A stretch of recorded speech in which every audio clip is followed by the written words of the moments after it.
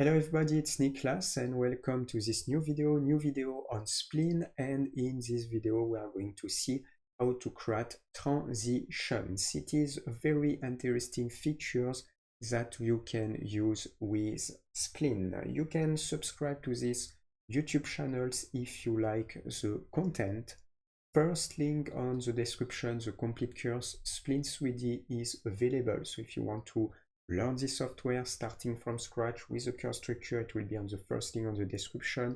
You will see model, session of the course, what you will be able to learn, a lot of hours of training contents to perfectly master Spline for 3D modeling and to create different type of 3D presentations.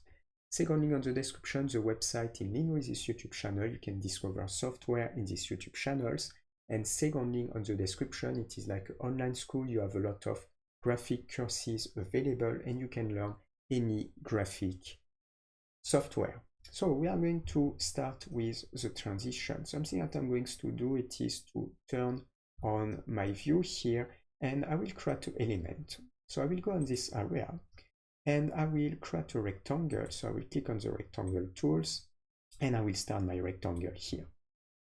After to start this rectangle, I will go on the right here and first on the x-axis, I will tap in position with 0 and on the z-axis position with 0 as well. Then we will define the dimension of the shape.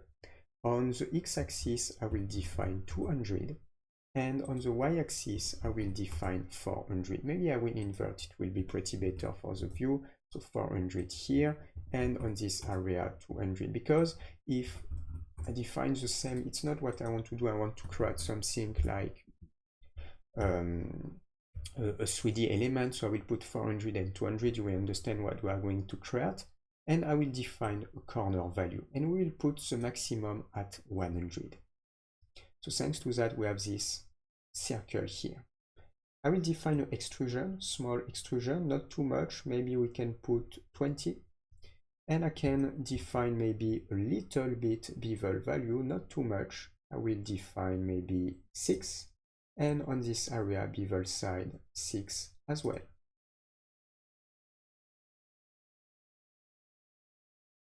Let's apply, yes, just 6 and 6. So that's it. After, I will define a color. So I will go on the right, colors, and let's define a color like maybe this type of blue color. So now I will create another element. I will click on the ellipse tools. So I will search the ellipse tools and I will create a circle on these directions. I will go on the top view, and on the top view first, I will go on the right, and on the x-axis, I will define 0. On the z-axis, I will define 0, and I will define scale value. So it means here we have a size. I will tap 160, and here 160. I will define a little extrusion value. So extrusion, let's put an extrusion value like, I will put maybe 10. Or maybe a little bit more, let's apply 12, and I will use some bevel value, but the bevel, very few bevel value, maybe 2 and 2. And after that, I will go on the top view, and on the top view, I will move a little bit my circles, and the position need to be on the z-axis. We can put minus 100, just like that. Oh, perfect. Let's just change a little bit the position. I will go on the side view as well, and I will put my element little bit inside, just little bit inside like this.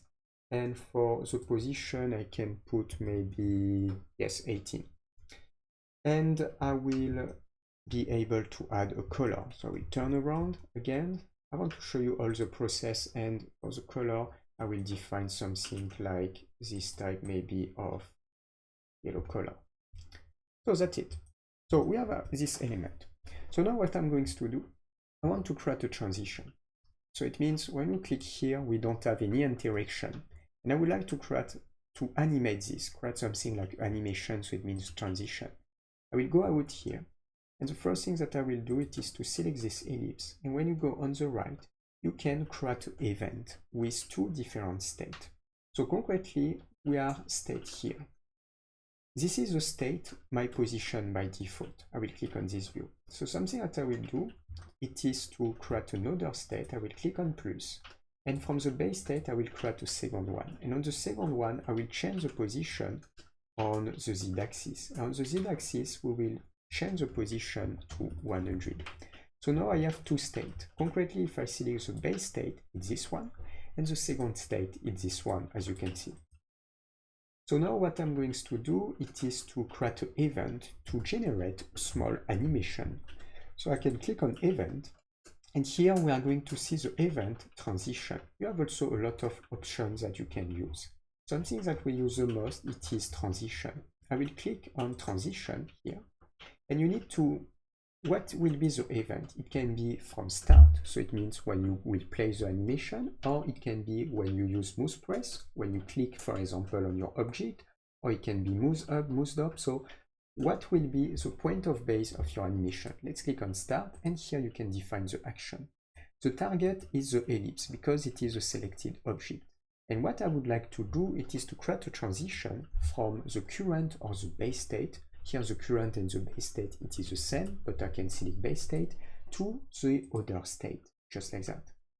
And after you can define the time, so how much will stay your transition. So if I take 2, it will be 2 seconds. After you can apply also delete and delete, repeat and loop. I will show you this after.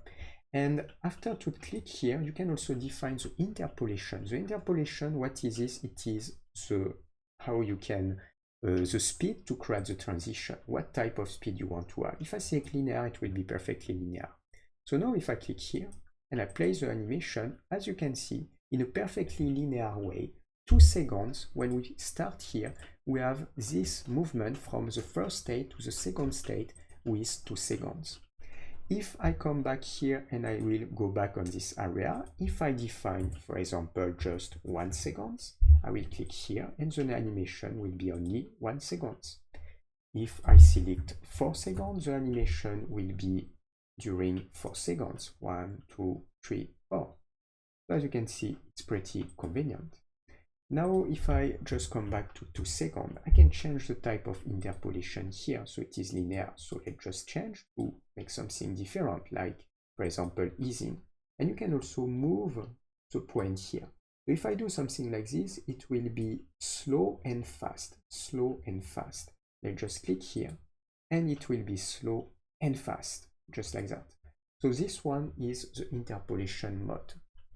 If I just come back on this direction, you can also add a delay. So if I play 2 seconds and I click here, we are going to start after 2 seconds, just like that. You have also more options. If, for example, I put only an animation of 1 second and 2 second delay, delete, repeat, and if I select start end, concretely it will be repeated from start to end. So concretely it will move like this, and it will, as you can see, start to end. If I just come back on this area, you can create a repetition only start. You can also use, yes, just only start. And if I click on this area, as you can see, it's going to be here. In this type of case, we are going to, because we have the delete here, I'm going to put 2. So if we have the delete, as you can see, it's not extremely convenient to put the system of repetition, because we have here the same. If I select, for example, end, as you can see, it's not going to go back here, but we can select loop. So definitely it is the best to select loop. So here we just have this movement. If I just come back here, you can also select move, like infinite move, and it can be a cycle like this one, reverse. And if I click here, as you can see, it's going to move and to come back with the interpolation system that we use, just like this. So now let's take a look. I will just come back on none here, and I will select none. And something that I wanted to show you is how you can start. So here it start. You can select mouse press, so it means it will move when you just press, you stay left click, and it will move when you stay left click, just like that. You need to stay left click if you want to move the element. Oops, I have still loop. I will click on none. You can also use mouse over. So mouse over, it is when you are here and it's going to move. And you can use also, for example, it can be mouse up. So when you click here, you need to move your mouse on the top. Sometimes it's not extremely convenient to use, it depends. And the last possibility is move down.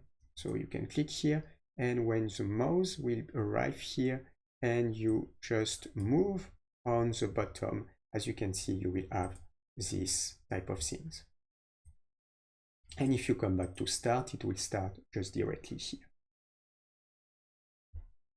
So this is how we can work with this type of transition.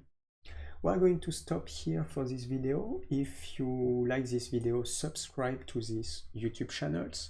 First link on the description, the complete course Spline 3D is available. So if you want to learn all the features of Spline 3D starting from scratch with the course structure, it will be on the first link on the description. You will see the models, session of the course, what you will be able to learn in this training course, a lot of hours of training content to master Spline 3D.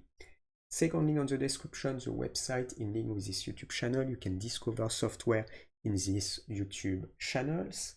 And second link on the description, it is like an online school. You have a lot of graphic courses available and you can pick a course and learn any graphic software. Second link on the description. And for our next video on this channel, I'm going to tell you, see you. Ciao, ciao.